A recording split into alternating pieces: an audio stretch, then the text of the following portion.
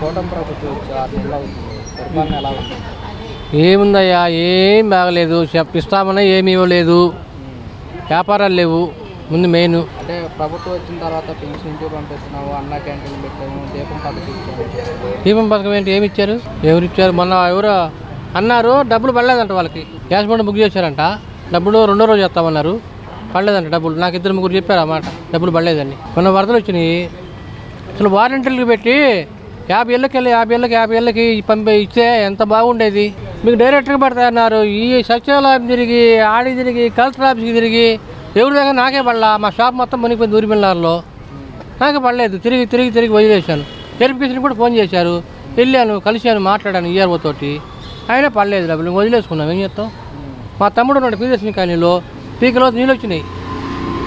ఆడికి పడలా డబ్బులు. కొంతమందికే పడ్డాయి, కొంతమందికి పడలా. తిరిగి అంటున్నారు వాళ్ళు.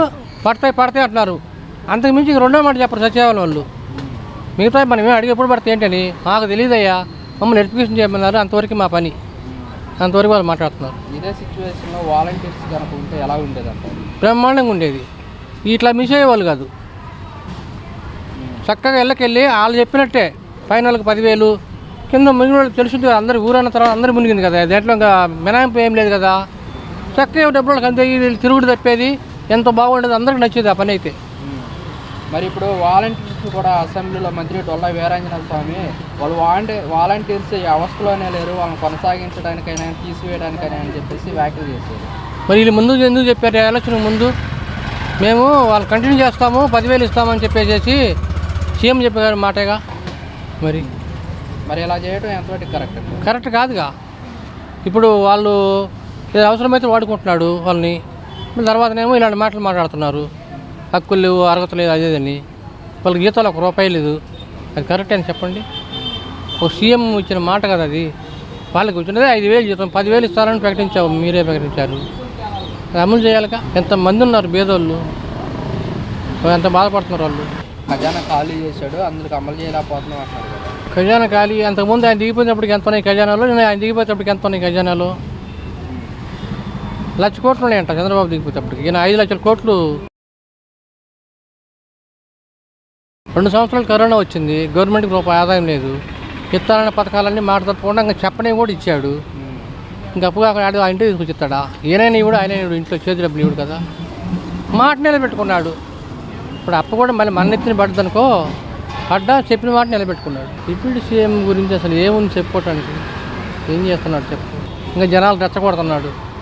మన దేని నిమిత్తం పురుషత్వం మీరందరూ ఏంది నెలకొండ ఉంటారు. అసలు క్రిస్టియన్స్, ముస్లిమ్స్ అప్పుడు ఏదో వచ్చింది సబ్జెక్టు సనాతన ధర్మం. ఏం చెప్తా, ఆయన ఏం మాట్లాడతాడో ఆయనకి తెలియదు.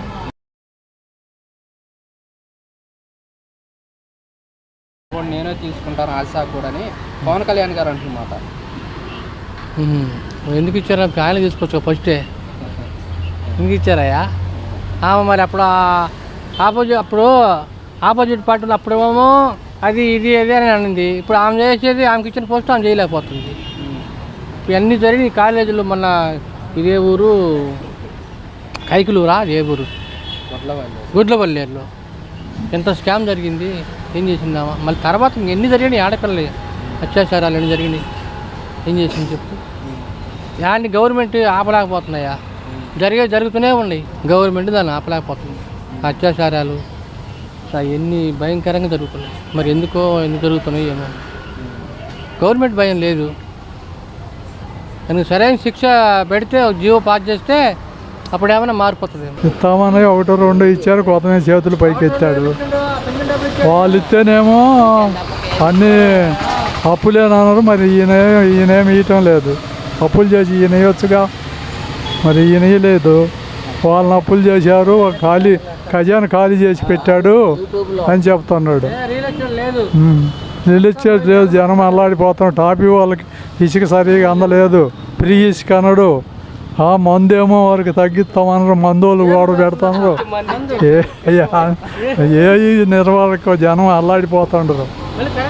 అక్కడ ఎవరికి ఏం బాగలేదు. వ్యాపారాలు ఎవరికి ఏం లేవు. ఏ వ్యాపారం లేదు. ప్రభుత్వం వచ్చి 6 నెలలు అవుతుంది, పథకాలు ఏం అమర్చట్లేదు. మా ప్రభుత్వం మనకు వచ్చినట్లయితే పథకాలు అమలు చేసేవాళ్ళం అంటారు, నిజమేనంటారా? నిజమే, వచ్చే చేసే 100కి 100 రూపాయలు. వాళ్ళు వచ్చే అన్నీ ఎరుకు టెక్క ఇచ్చి జనం అందరూ సంతోషించేవాళ్ళు, పాటలు పాడేవాళ్ళు. ఏమి ఇవ్వటం లేదు ఒక పాట కూడా. వాళ్ళు చెప్పినవి అవి సూపర్ చిట్స్ అయిపోయింది, ఏమి లేదు.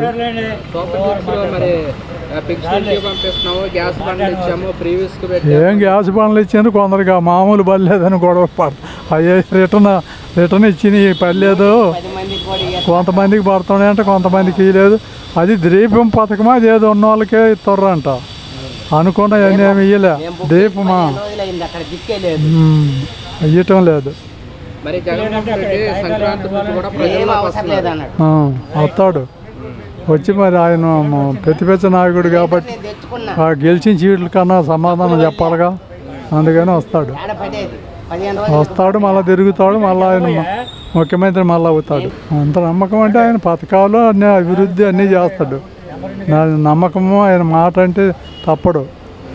ఈనాళ్ళ మాట ఒకటి చెప్పి ఒకటి చేయడు, చెప్పింది తప్పనిసరి చేస్తాడు. రామారావు గారు పెట్టిన చేస్తారు, రాజశేఖర రెడ్డి గారు పెట్టినది కంటిన్యూ చేస్తున్నారు. చేయడానికి మన దగ్గర ఏది స్తోమత తెచ్చుకోవాలంటే డెవలప్మెంట్ అవ్వాలి, కొంచెం టైం తీసుకుంటుంది. పిల్లడు పుట్టంగానే పాలు తాగంగానే పెద్దోడు స్కూల్కి కానీ కాలేజీకి రాడు, ఉద్యోగం రాడు, ఇన్కమ్ రాదు. అవును కదా, ఒక 18 సంవత్సరాలు పడుతుంది ఇన్కమ్ తీసుకురాండి. వాళ్ళ ఇంజనీర్ రాబట్టే 20 ఏళ్ళకే ఒక తల్లిదండ్రికి లేని కుటుంబం వాళ్ళు ఇంజనీర్ని చదివించినా వాళ్ళకి 20 ఏళ్ళకో 25 ఏళ్ళకో జీతం తీసుకొస్తున్నాడు, ఇంటి తల్లిదండ్రికి ఇస్తున్నాడు. అటువంటిది ఒక కుటుంబానికి అంతా రాష్ట్రానికి మరి ఇన్కమ్ అనేది ఉండాలి కదా. ఆ ఇన్కమ్ అనేది ఉన్నప్పుడు డెవలప్మెంట్ అనేది ఇస్తాడు, పథకాలు ఇస్తాడు, దాన్ని ఏమి పాడు చేయడు, ఇస్తాడు నమ్మకంతోనే కదా. 1 by 1 ఒకటి గ్యాస్ పథకం అన్నారు, తీసుకొచ్చారు. అవును కదా, అట్లనే పింఛన్ 4000 చేస్తాడు కదా.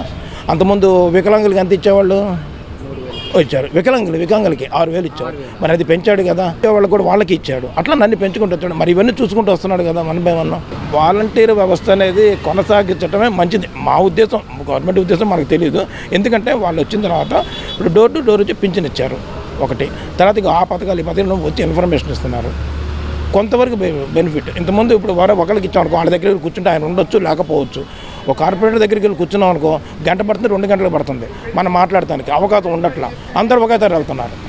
దీనివల్ల ఏంటంటే కొంతవరకు బాగుంటుంది, ఇబ్బంది ఏమి లేదు, వాళ్ళు ఉంటే బాగుంటుంది. అందరికీ ఎట్లా ఉద్యోగాలు ఇస్తానన్నారు, ఆ ఉద్యోగాలు లేదు వీళ్ళకి ఇవ్వమనండి, బతుకు బాగుపడతారు. 10,000 ఇస్తానని అనౌన్స్ చేశారు, తప్పు లేదు. 10,000 రూపాయలు ఇచ్చేది. దాన్ని బట్టి ఇప్పుడు ఆయన 50 ఏళ్ళకి ఒక వాలంటీర్ పెట్టారు, మీరు 100 ఏళ్ళకి వాలంటీర్ పెట్టి తగ్గించుకోండి, ఇన్కమ్ కావాలి కదా ఇవ్వడానికి, వాలంటీర్ తగ్గించుకొని 100 ఏళ్ళకి ఒకరికి ఇచ్చేది గ్యాదర్ చేసుకున్నారనుకో, కొంతవరకు బెనిఫిట్. గవర్నమెంట్కి ప్రెషర్ పడదు, వీళ్ళకి ఉద్యోగాలు తీసేశారని కూడా మాట కూడా ఉండదు. 2 విధాలుగా బాగుంటుంది కదా. పవన్ కళ్యాణ్ బాగానే చేస్తున్నాడు, తిరుగుతున్నాడు. ఇంకా 4 సంవత్సరాలు ఉంది కదా టైం, తర్వాత ఎట్లా ఉండదు పరిస్థితి ఎవరి కోసం. ఏదో ఓరకు మామూలుగా అనేసాడు క్యాజువల్గా, ఆడేం ఉండదు. ఆడ అన్నీ ఆయనకి ఇస్తే ఆయన ఏం చేస్తాడు, ఆయన గెలగెల కొట్టుకుంటాడు.